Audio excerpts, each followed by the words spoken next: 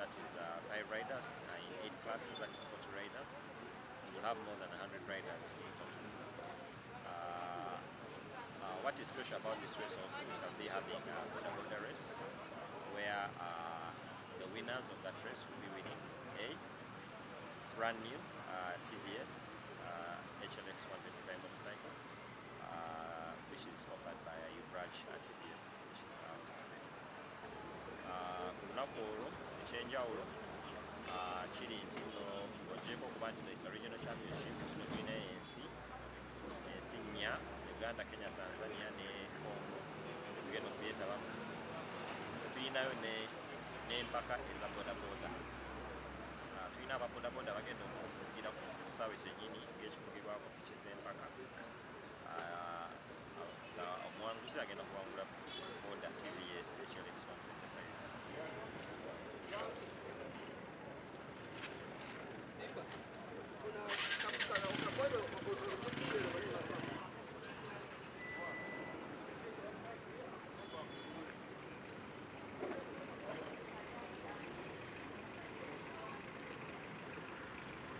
Every class we have a minimum of 5.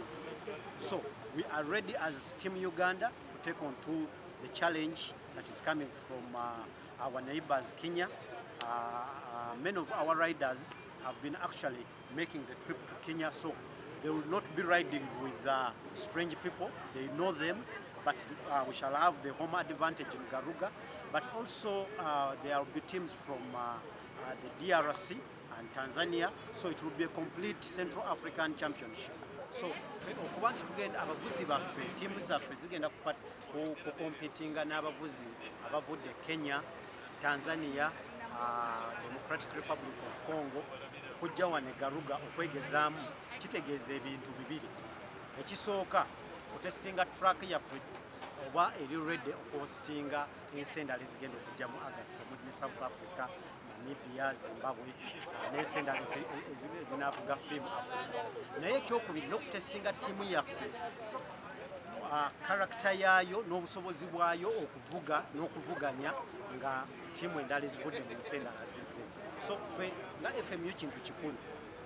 Federation ne motorcycling community tukoze kinene nnyo okulaba nti tupreparinga track yaffe okuva Tony Rowley bwe yajja omwaka oguwedde n'atubuulira biki tulina okukyusamu mu track.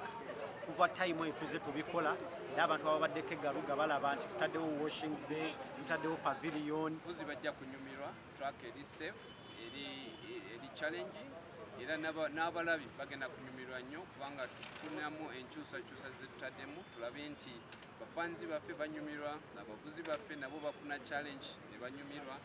Era we twogerera tuli ready nga Uganda okulaba nti East Africa Championship eno tugiwangula. N'abafanzi baffe bajje mu bungi bawagire ttiimu ya Uganda nga bwe tulwanira engule ya East Africa Championship.